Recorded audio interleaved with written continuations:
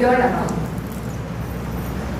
அச்சம் தவிர்த்து ஆண்மை தவறாமல் கேடு போல் நடந்து கொடுமையை எதிர்த்து நின்று சரித்திர தேர்ச்சி கொண்டு சாவதற்கு அஞ்சாமல் சீர்வோர் சீரி செய்வது துணிந்து செய்து சொல்வது தெளிந்து சொல்லி நெற்றி சுருக்கிடாமல் நேர்பட பேசி நையப்புடைத்து பிணத்தினை போற்றாமல் புதியன விரும்பி போர் தொழில் பழகி மனம் போற்றி ரௌத்திரம் பழகி வீரியம் பெருகி வெறிப்புட பேசி வைய தலைமை கொண்டு தமிழாலும் தமிழுக்காகவும் வாழ்ந்தானே ஒருவன்.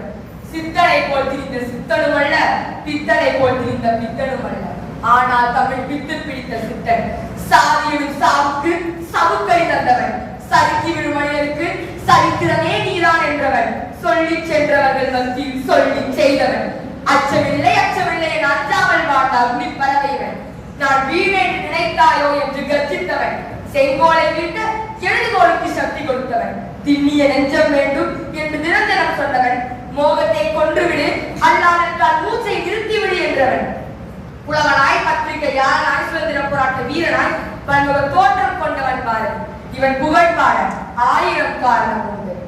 பட்டினி கிடந்து பசியால் வெடிந்து பாழ்பட நேர்த்தனும் கட்டி இழுத்து கால்கை முறிந்து அங்கம் பிளந்து துடிதனும் கொங்கு தமிழை பேச மறப்பேனோ என்று கர்ஜித்த காலை நம்பார். பைந்தமிழ் தேர்பாகன் பாரதி, செந்தமிழ் தேன் பாரதி.